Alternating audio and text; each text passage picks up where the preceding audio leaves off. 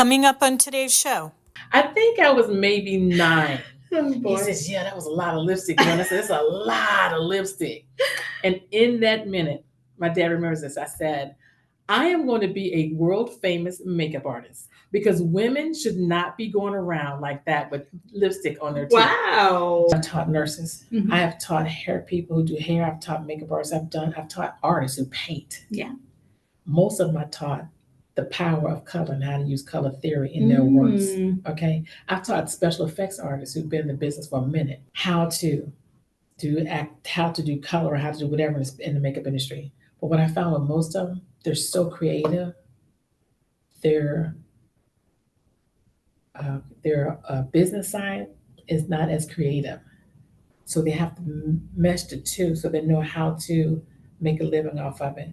It's not a luxury for me. Art is not a luxury. It's No. something you need. That's right. You need it in your house. That's right. It brings you joy, it brings you laughter, it brings you, oh, that reminds me of, Right. oh, that's so beautiful. You need the art in your life, whether it's in your bedroom, your bathroom, your office, your reading room, Yep. your kitchen. You put your grandchildren's and your children's art on your refrigerator. Hi there, I'm April Paige, breaking down the what, when, where, and how creatives get their inspiration. I'm a big fan of the cursey words, and I've been a creative for 30 plus years in marketing and fine art. This is where creatives unite to break down the facts of creative life. Buckle up, let's get lost in the world of creativity together. Welcome, everybody, to Artist Antics with April, where we talk to creatives about creativity. And today I'm very excited to sit down in person in Atlanta for the first time, my first in-person interview, Wow. to talk Really? with Synthe Maria. She is a multidisciplinary artist, educator, and creative business strategist with over 18 years of experience in beauty, special effects, makeup, and entrepreneurial innovation. Is that correct? Yeah. Yes. And founder of Synthe Online and creator of The Vessel Limited Candles, which we're going to talk about. I want to learn more about that. Okay. She fuses artistic excellence with actionable framework to help creatives thrive in business. So very excited to start this conversation. Welcome. Oh, thank you. So, I'm so glad you're in Atlanta. I am too. I'm happy we got connected. I feel important. Yeah. Yay. So I have 3 distinct things I want to talk to you about. The first one is makeup artistry. Mhm. I just want to hear, and I asked all my guests this, like, what was the spark that got you into makeup artistry? You know, was it a child watching your mom, your cousins, you know, your friends? Like, how did that love come about in the very beginning? In the very beginning, you want to know the truth. Yeah. I did not watch my mom put on makeup. My aunts went around. I literally was on the economy in Germany, which means I was outside the military base with my father, and we were walking. And we ran into a woman. We always speak to people. And when she was talking to us, she was talking. The whole time she had lipstick on her teeth.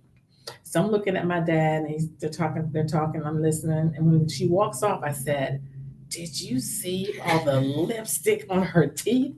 I think I was maybe 9. Oh, boy. He says, yeah, that was a lot of lipstick. And I said, it's a lot of lipstick.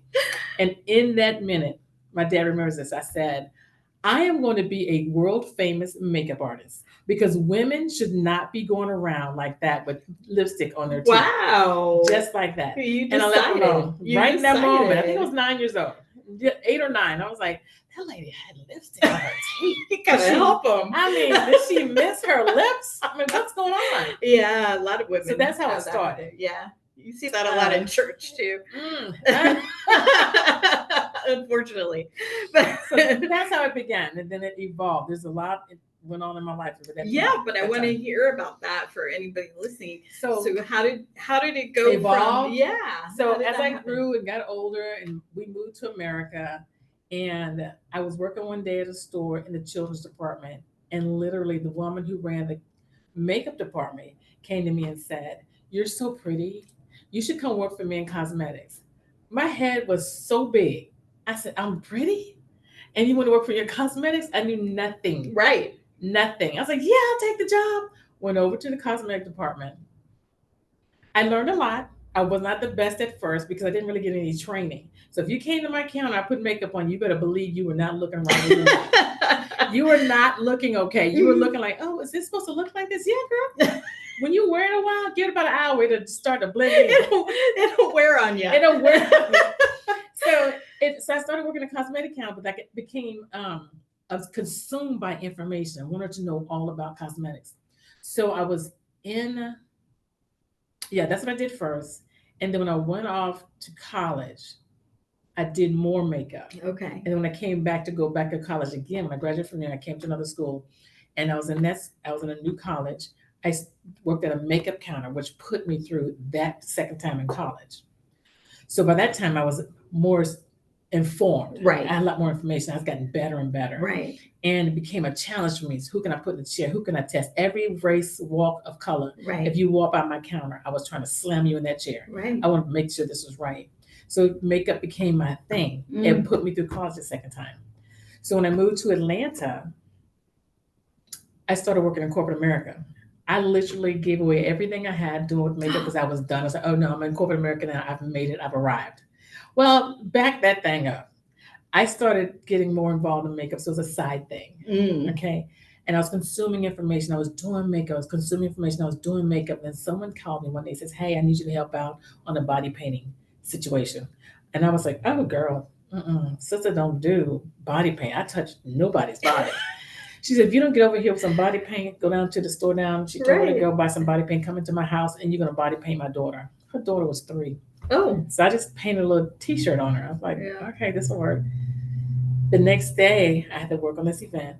There was oodles of makeup artists in there, and all of them had airbrush guns and compressors. I did not. Me and 3 other girls did not. We painted by hand, which is no big deal. But I was in a situation where I was like, I'm working in cosmetics in the arena of putting makeup on women. And here I am around all these other makeup artists who have airbrush guns, they're body painting. And I don't know that this is going on. Right. Oh, honey, I was mortified. Oh, but that gives you the passion that to gave learn me more. The balls. You hear me? Yes. So when I left there, I was like, okay, I've got to find someone who's going to teach me how to airbrush. Myself and another constituent, we got together. We called around. Hey, y'all need to learn how to airbrush because we needed 6 people before she'd come from New York. Yeah. We got those 6 people. We learned how to airbrush, but I was already ahead of my next thought. Because that night, when I was at that body painting situation, I said to myself, self, you will never, ever put yourself in a position being the authority of makeup and not knowing what's going on in your own industry. That made no sense. No sense. Good tip for everyone's listening to us. Yes. Whatever it is, you got to learn. You got to learn. And keep learning. And so, yeah, I learned how to body paint. Then I learned how to airbrush. And then from airbrushing, I started doing some what I thought was special effects. I thought it was special effects. Yeah. Okay. Until I came across gentlemen and men who were doing special effects. And they were doing special effects. Right. I needed to learn what they were doing. So the prosthetics. You got that right. Stuff. So I started befriending them. Yeah. And learning the product. And actually it was a girl who worked at another store. She said, I moved to another store. I'm in a new store now. And you need to come down here and check out what we're doing. I said, girl, I'm a makeup artist again. That little fluff. And I said, okay, I'll come learn. So I go in there. It's all this silicone and resins. And what is this stuff? Just go in and take the class. I was like, okay, so I go and take the class. I was like, oh, I'm intrigued. So I got more and more intrigued by that. So I was airbrushing, body painting, and then started making my own prosthetics. And then I started getting involved with, again, how makeup works. I was purchasing makeup, thousands of dollars worth of makeup. Right. Testing makeup. Just doing gigs, coming back, buying product and testing it, just testing and testing, practicing. And I just got better and better. So much so, the request came in, you've got to teach people what you're doing. Oh, wow. So I started teaching airbrush makeup. Became a teacher, yeah. Immediately. So it was like 2 weeks, and I said, let's figure out what we're going to do first. I gave her a price and everything. The young lady worked at the store. And then she called me one day. I walked in the store the week that the class was supposed to be. So I need to pick up some stuff. She says, you have 6 students. I said, what? She says, you have 6 students. I bought what I needed to buy, walked out of the store, went home, and devised a plan, a strategy, a teaching program. Nothing like on the fly. Okay. That came from, because when I came to Atlanta, I was working corporate America. I took what I learned from corporate America and fused it with what I was doing as an artist. It's very difficult to be an artist and try to see things from a book.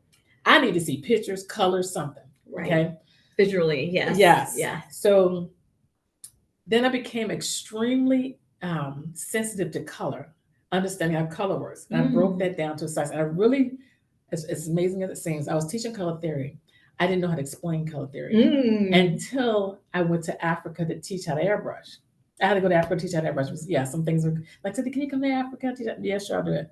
When I was there, even though I understood color theory, the person who brought me there, she explained something to someone, and as I was listening, I said, "That's what I'm missing."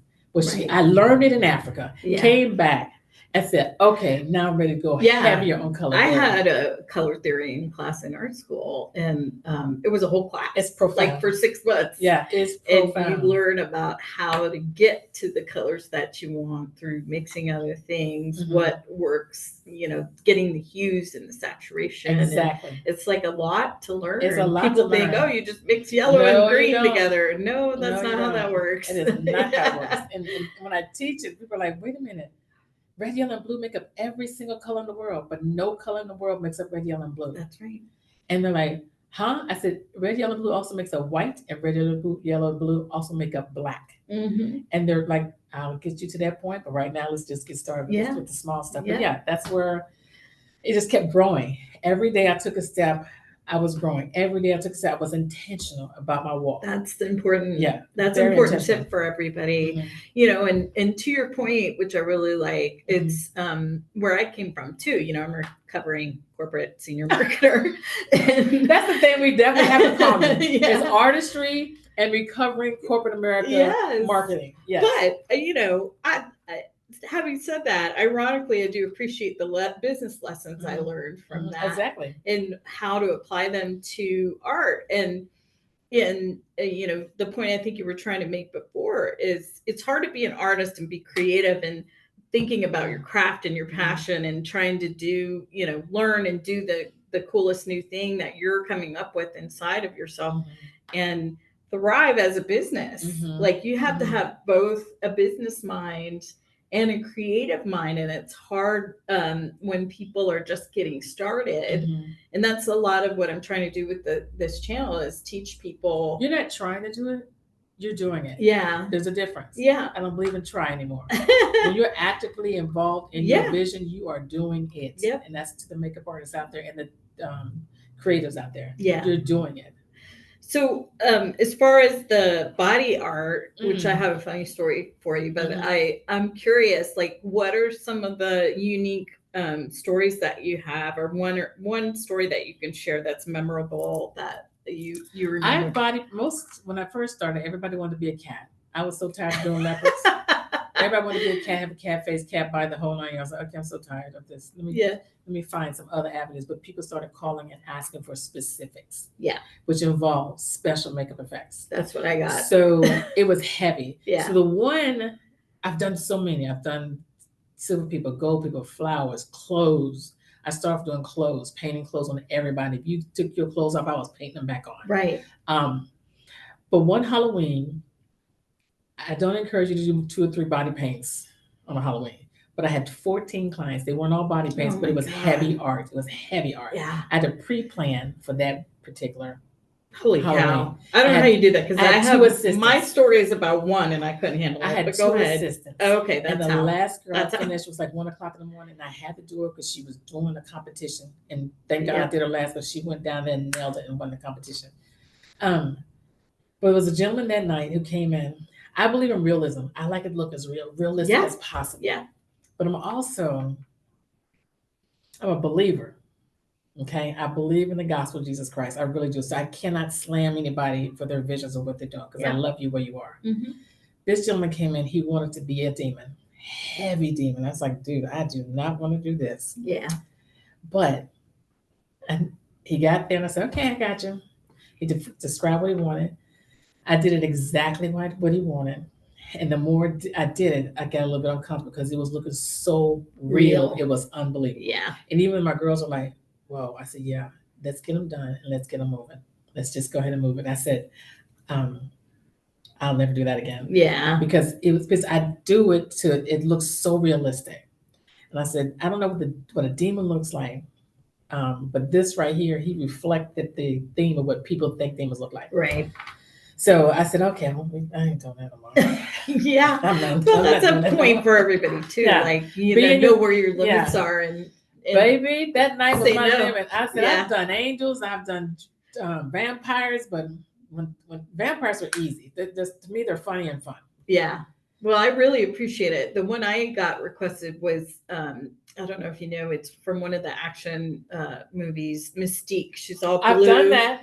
Did you? Yeah. Oh, Yeah. girl. It was a lot. It was a lot. It took me 5 hours. Yeah. And I didn't even go out like on Halloween because I was like, I'm so exhausted. They don't understand it's not all blue. No. It's several shades of blue. Well, I was doing scales. Yeah. And so I started at the top and I did these scales. And by the time I got halfway, I was like, we're just going to do clusters. Yes. I'm like, forget it. And this is, thank goodness for me, this was just for a photo shoot. Yeah. And because I'm a graphic artist, I cleaned up every error that could be cleaned up after the fact. Right. But she wore her red wig, and they wanted her eyes yellow. I didn't do contacts. I said, close your eyes. We're gonna paint them yellow outside. You're gonna keep your eyes closed to this whole shoot. Right. So yeah, she was a pretty little girl, but she was easy to paint. But I painted so many people. I painted stockings. I painted That's awesome. everything. Yeah. So how do you approach these collaborations? I know how I approach it, but I'm just curious to hear how you approach the collaborations and like, do you have a process or what? I don't. Okay, so here's the deal. I'm not patting myself on the back. Please hear me. When I started this game, and every time I learned something, as soon as I learned how to airbrush, I tagged myself, Synthe, the airbrush makeup artist, on every single thing I did, not realizing, because I just wanted to work. If you see my airbrush makeup artist, you're going to want to work with me. Yeah. I was branding myself. I did it for a strong, long time. And then I actually shared the work that I did. So people saw the work. They wanted to work with me. They wanted to be something that I'm doing. It was not hard to find people. Okay. It was not hard. So when I called people, they knew who I was. Yes. What time and where? It was very easy to get people. I mean, it's even now if I call and say, hey, I wanted to know if you'd be, yes, where and what time? Okay, well, all right. I mean, I've done everything from bald caps to facial hairline to aging from male to female. Cool. To look like a true hardcore elderly man and you were a woman. All in the whole cluster of being creative. Nothing more. Just the creativity was like boiling inside me. I need to birth this art. Oh, I know. So I found something. Okay, hey, guess what? I need to do something from 1960s. I'm there. I'm like, okay, because I come with the wigs, I come with the dresses, I come with the makeup, I come with the backdrops, I come with the trees, the plants. So everything. you're telling them in that scenario, like they're not telling you, but when somebody's asking you to do something, like what's your process of collaboration? If it's the only time I've really ever collaborated with somebody was when I was teaching a class. Okay. And that's because when you're working with women and men who work the ordinary makeup application, the traditional makeup application, when you're trying to help them move their mindset into something different, right, it is difficult to get them to do a bruise. Right. I need you to do a bruise, not an eye shell. They have the prettiest bruise ever. I'm like, no, you need to break that up. I need to chop it up. We need to do this. I'll explain to you one more time. So that's the only time I had to call in the defense. I was like, listen, I got $700. You've got to get in and help me do this gig. Right. Listen, I got $150. I only need you for 15 minutes. Right. Listen, I got $600. I need you for 4 hours. Right. So whatever, I'm like, oh, I'm coming, Synthe, because you need me. You don't have to pay me. No, I'm paying you because this is a lot of information. Yeah. So when I find myself in a rut like that, I don't even call it a rut. I overpacked my room. Didn't realize it. One time I had 13 students and they were all learning how to just do a flat mold. When it's one person, they're all pulling at you. Right. They have questions. I'm like, I thought I answered all the questions, but I guess not, because they can't see it because they're an adult. When people learn differently too, yeah. And I teach three techniques. The people that's easiest to learn from me, the people I never have a problem out of, are children. My 12 and 13-year-old, my 14-year-old, they get it. They're sitting right there, mouth wide open, eyes real big. Yeah, they're soaking it in. And there have been some that are still rolling with me. They're now 21 and 22 years old. I'm like, I have nothing else. I've had a young lady's grandfather call me. Do you have anything else to teach my granddaughter? I'm like, I've taught her everything I know. Now, if you want to come just hang out and do some things or just create something, we could do that. Right. He said, she loves you. And every time I look up, she wants to take another class. I said, I know. Aw. So my young adults, my teenagers, my babies, they're easier Yeah. because their mind is empty and they're ready to learn. Yeah, you're not breaking through the programming they've already learned Yeah. from doing. I'm not breaking through lipsticks. Yeah, I'm not breaking through like the Clinique counter trading. So, what if you can be so kind to share? Because I know there's some nerds out there that would like to know. Hey, nerd. What tools or brands do you like, or is there anything specific? It's okay if you don't want to talk about it too. But. Tools. I like every makeup brush that's probably on the market. I may own about 2,000 brushes. Kid you not. My other favorite brush is the airbrush gun. I may own like 40 airbrush guns and maybe 5 or 6 compressors because they're all different. Right. The Iwata system, the Pache system, the Grex, I think is the name of it. Oh, that's okay. And then there's quite a few others, and I purchase from all of them to see what's what. They're all good. They're all serve a purpose. One of my favorite guns for girls, especially, or who would like to do bridal makeup, is a very soft, a very delicate airbrush system. Is the one by Tim2 that's handheld and it has it's rechargeable. Right. That's one of my favorites. Also because Michael's such a good person. When he designed that product, he designed something that was serious for makeup artists. Mm-hmm. He laid that out. Yeah. As far as products, makeup products, I'm not faithful to any brand. There's something that I like in every brand. Okay. Like, and you may not be able to purchase you're not gonna be able to purchase some of these things going to an Ulta store because they're not gonna be there. You gotta find a professional makeup store. Right. That sells these products. So Premier Products, PPI, sells products that is designed to go on the skin and stay on the skin because it's alcohol based. So once you spray it or once you apply it, it stays. Yeah. All right. And it comes off with alcohol, but 99% alcohol. Okay. I like that brand. Ben Nye, the owner, Dana Nye, the son of Ben, has a full-on fantastic line of cosmetics called Ben Nye. And I like their brand because they led the way, as well as Krylon out of Germany led the way with coloring for all skin types, from the deepest color to the whitest color. Yeah. And again, you can always create color from the basic colors. Right. And Ben Nye has a massive amount of colors, and when it comes to powders, poudres, absolutely lovely, as well as Krylon. So I can't say which, right? No, but at least they have those two brands. And then the coloring, when it comes to coloring and fun stuff, Danessa Myricks. Got it.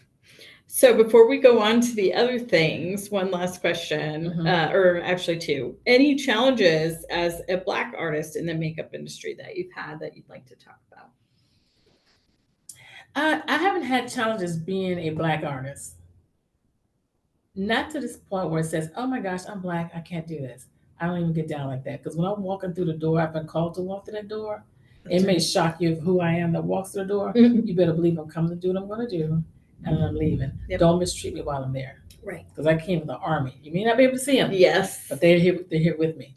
The only challenge I have, funny story, every young lady I've taught don't look like me. But when you come to my class and you don't look like me, the person I put in the chair that you work with looks like me. And then if you're coming to class and learn from me, your model looks like me.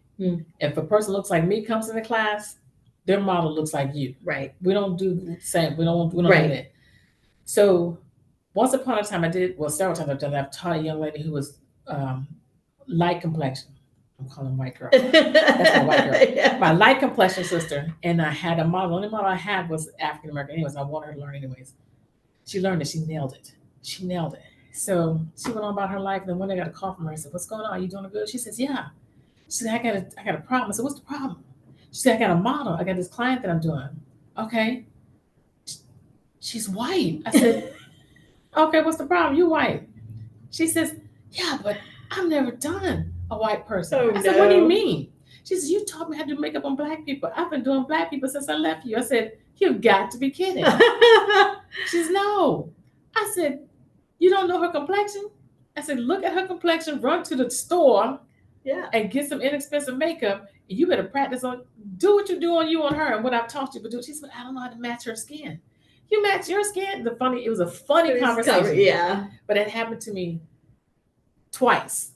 And I'm like, girl, you didn't, Like, you're not doing. You're supposed to be you're doing supposed- all the everybody. rainbow. That's Yeah. the whole point. I need you to do Yes. everybody. That's right. Everybody. That's right. That is funny. So, what are some common everyday makeup mistakes that people make? Just for my own curiosity. Well, it's not a mistake. It's an era where they don't understand they're supposed to do it. You have to do this. So you have to put something under the makeup before you put the makeup on. Primer. Moisturizer, primer. It's a crime not to prime. Yeah, that's a good one. I like that. So I'm like, what's in my skin is so dry. Yeah. And every time I put makeup on, it just drinks it. I said, what are you feeding your skin 1st? Mhm. Oh, I just put it straight on. Yeah. That one and the old, I don't use any, they call it soap, any cleanser to take my makeup off with. I mean, what are you taking your makeup off with? Yeah. Water. I almost pass out. Everything near dear almost pass out. Yeah. So those two things. Yeah. Prime your skin. Get that skin right. And then also how to take stuff off. Yes. Not just with water. And get what's right for your skin. Yeah. If your skin is dry, don't be putting moisturizer on your skin for oily skin because it's going to dry it out even more.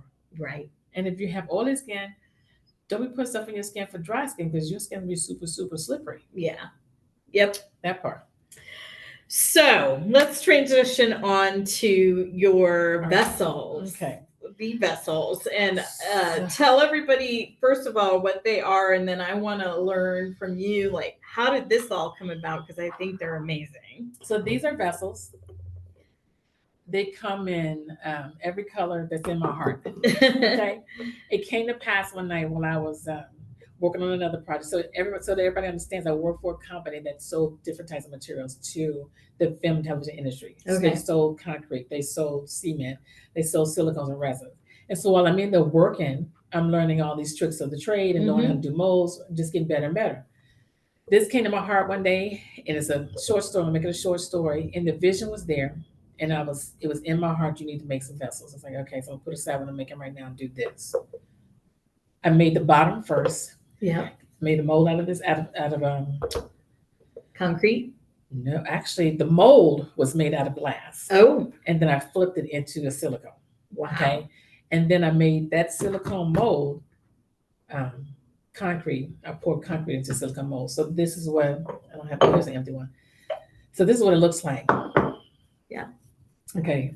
And each one is unique Extremely and individual. different. There's no two alike. Every Yeah. single one are different, and every single one of them are numbered. Yeah. And every single one has my Oh, show that. That's awesome. Has my her logo on the bottom. Yeah. So it's called The Vessel by Synthe Maria. And then there's a top. Yes. Okay. And go ahead. And the two that I like the most that we'll put up for everybody to see is the one with the dolphin, which I really love. Yep. And also the firefly that looks like it's watch gears and like all these different things together to make the firefly. I sold those two first. Yeah. No, they're really good. So these I grabbed by accident. These do not have the candles inside. Oh, that's okay. It's good to show that. So these don't have the candles inside, but it's actually, each one is different. This has it actually has a sister, a black girl on it with an afro.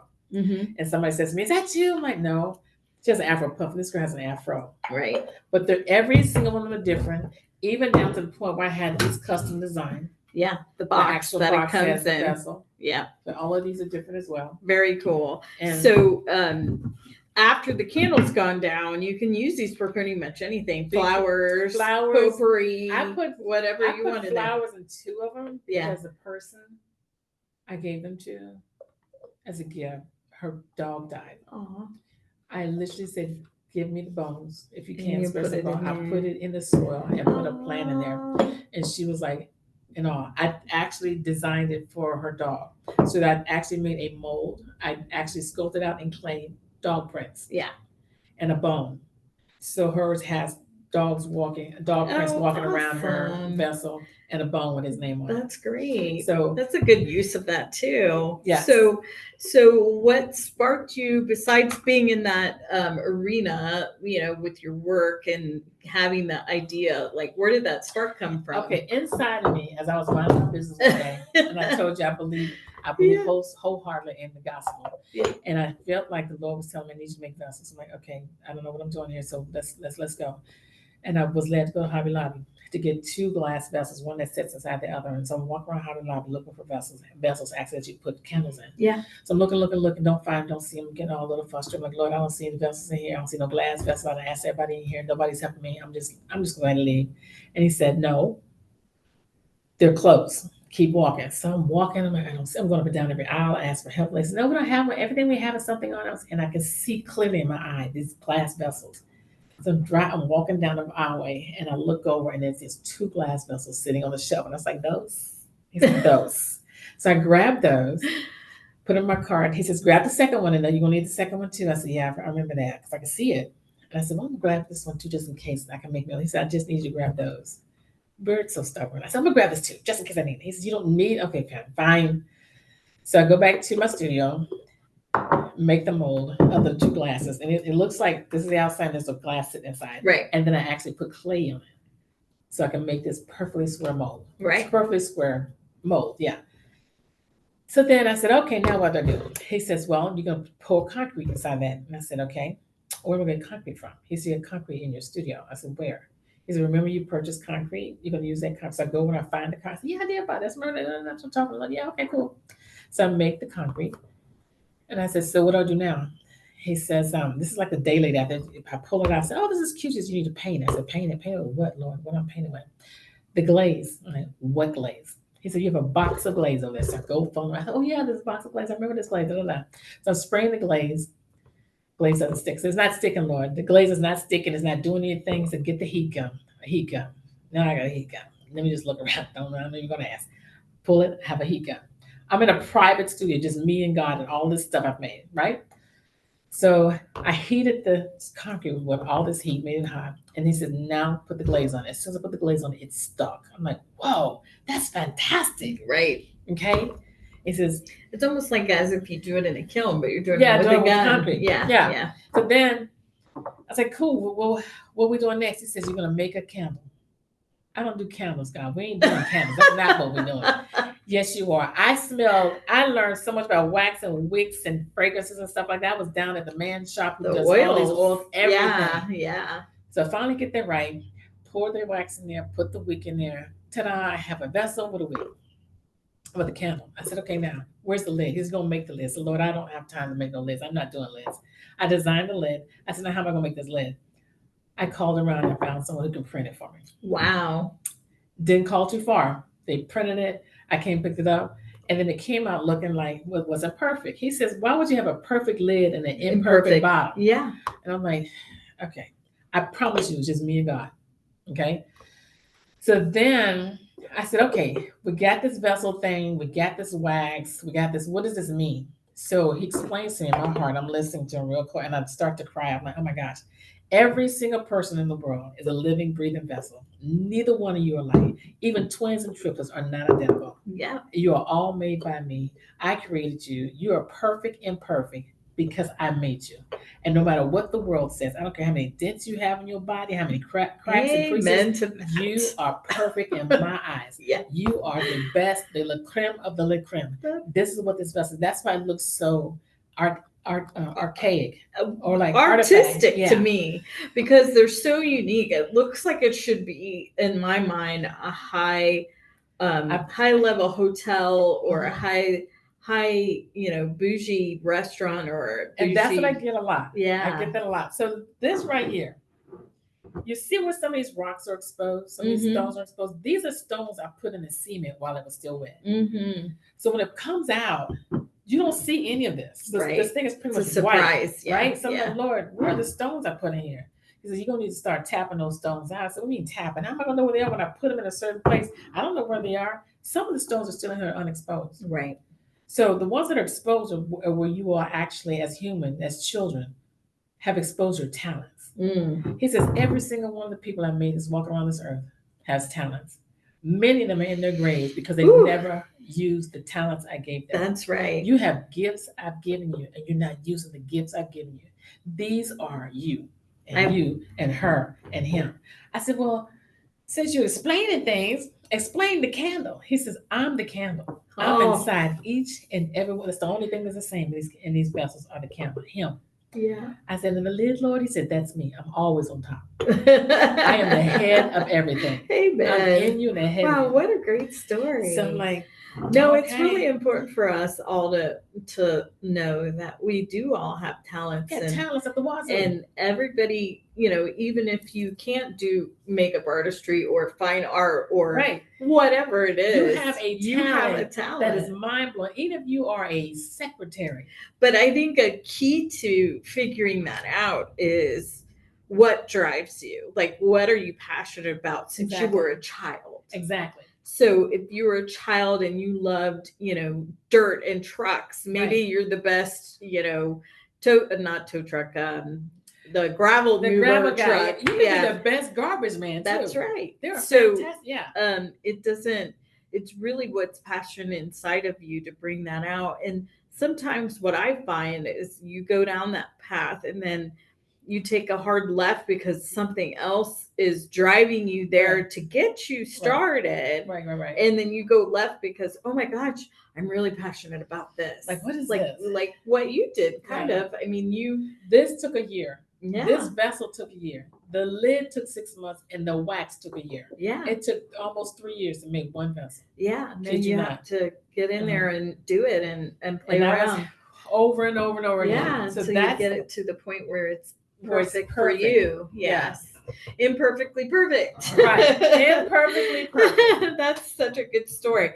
And lastly, I want to talk about just what I think is just phenomenal. And I just want to congratulate you on her new book. It's on Amazon. It's called Artistry It's Artistry Unleashed. It's Artistry Unleashed. It's a practical framework. I can't read my own handwriting. That's okay. Artistry Unleashed, and it's go ahead, tell them what it's all about, because I think it's really kind of what we're trying to drive to with the audience here. So Synthe Maria, that's my name, wrote this book called Artistry Unleashed, a practical framework for creatives and makeup professionals. I put creatives first in quotes because I am a creative first. Because literally, I went to college for business. I walked out of college and became a secretary. And as I was being a secretary, I taught myself graphic works. I learned the entire Adobe Suite situation because it was on my computer. And I was like, okay, this is cool. What is this? Figured it out. I moved myself from secretary to graphics. And then from that, I was moved to that territorial headquarters where I worked after that, still in corporate America, doing graphics. So that helped me with the story. Right. So I wrote this book. I started writing this book in 2010, and I finished it this year. Yeah. Hey, so I've been working on this book. Now. I've been working on this book for 10 years. Yeah. Okay. It came to a head Father's Day weekend. I went to visit my father, and his wife Michelle said, I already told her, I said, I'm coming down there to visit my dad on his birthday and Father's Day, and I got to finish this book. As I was leaving the house, day 3 after being there, she says, where are you going? I said, I'm going back to Atlanta. To do what? You said you came down here to finish that book. And I did. And my dad sitting there smiling like, she right. And finally, I had packed up. I was ready to put it in my car. I went, put my suitcase back in the guest room, took my butt back up to the front of the house in the dining room, set up my computer, and finished work on this book. Wow. I was there for 2 weeks. I was so almost stressed. When I came back to Atlanta, I finished out the book because I designed the book inside and out. I published it myself. Right. I had 2 editors who helped me do this. Then I re-edited it again to make sure it was on point. I did every piece of graphic art in here. Right. And set up the whole thing. And reached out to Amazon, did everything I was supposed to do, loaded up the hard copy, the soft copy, and the ebook. And the audio book is coming soon. Okay? Awesome. I wrote this book because I'm a creative. And what I found was when I was teaching so many makeup artists, so many creative people, I've taught doctors, I've taught architects, architect people, what do you call architect people? Architects. Yeah. And I've taught nurses. Mhm. I have taught hair people who do hair. I've taught makeup artists. I've taught artists who paint. Yeah. Most of them I taught the power of color and how to use color theory in their works. Mm. Okay. I've taught special effects artists who've been in the business for a minute how to how to do color, or how to do whatever in the makeup industry. But what I found with most of them, they're so creative. Their business side is not as creative. So they have to mesh the two so they know how to make a living off of it. They're sitting and waiting for someone to call them. You can't sit and wait for No. people to call you. Yeah. Whether or not you like it, you have to get in front of people. Yeah. You have to put yourself in Constantly. front of your audience. Yeah. Or either you go find your audience and get in front of them. If you can't go get them and bring them to you, better go put yourself in front of them. But your artistry will grow when you start moving on it like you move when you're making it. That's right. Okay, you got to give it a home. You can't sit and wait. Somebody's going to call me. You'll never survive. That's right. So whether it's social media or in-person events or reaching out to people that have reached out to you in the past and keeping in touch with them, maybe with a newsletter, like you have to constantly stay in front so that they remember when they need something that is, your name comes up. That's right. I'm telling you, the more they see you, the more you sell. Yeah.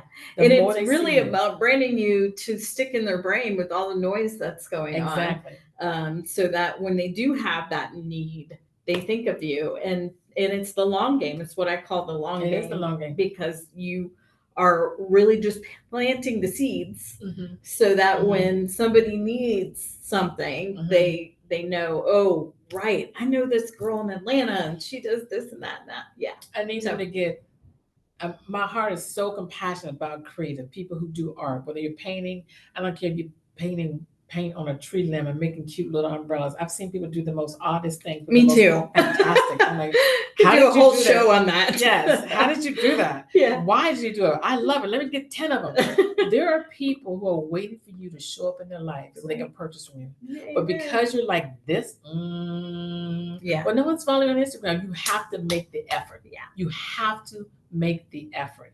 Oh, well, I'm too shy. Let me tell you something. You're going to go to your grave hungry. And you don't want to do that. Yeah. I want you to be out here busting doors wide open, Yeah. putting yourself in purpose in front of people, speaking. Some people are quiet, don't want to share, and they don't want to talk. I get it. Example, I have a girlfriend who's an esthetician. She's one of the baddest estheticians I've ever met.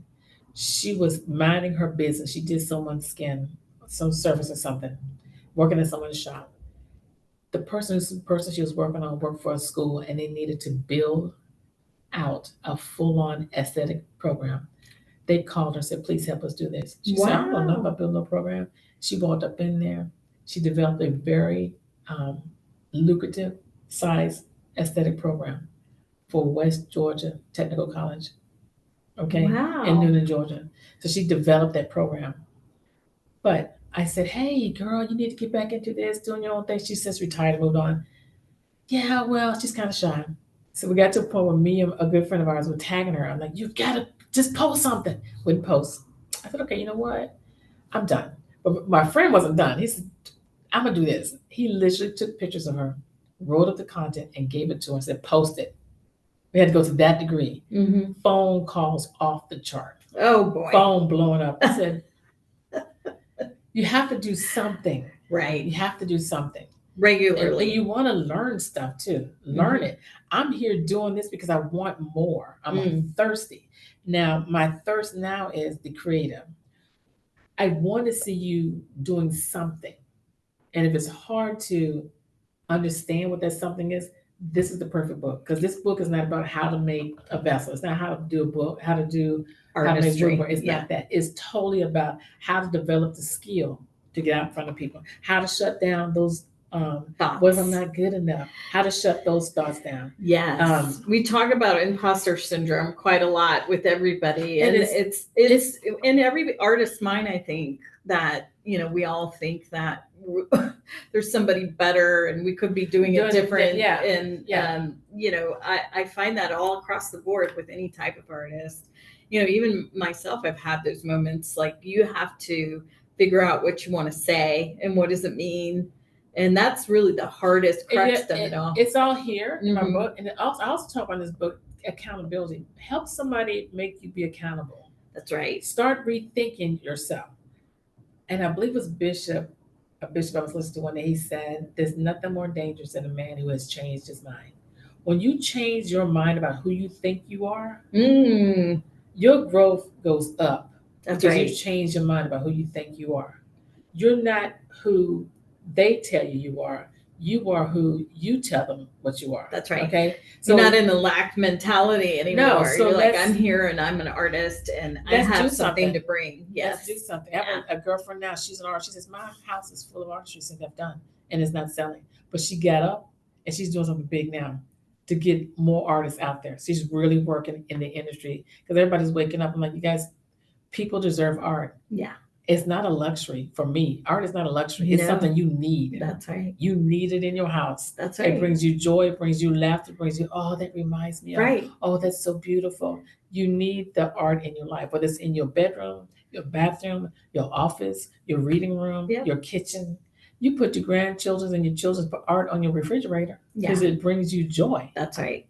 No, it helps to make the space your own personal space, but it also, I feel, brings the vibe in or the energy in from the pieces that really resonate with you. And also, you know, a lot of people have a story they can tell. Absolutely. Yeah. Absolutely. I agree with that. Yeah. So thank you so much for your time today. Thanks, you guys. Thank you. We're going to put all the information about Synthe in the description, all of her links, where you can buy her book and the vessels, all the things. We'll put that in the description so everybody can have that. And I'm excited that you came to. I'm just blown away that you came to Atlanta and you're doing this. Yeah, thank you so much. You're welcome. You're gonna help a lot of people. I know. So. If you haven't already, please like and subscribe. Feel free to nominate yourself or someone you know as our next guest. Thank you for being a part of our creative community. Stay inspired and keep shining bright.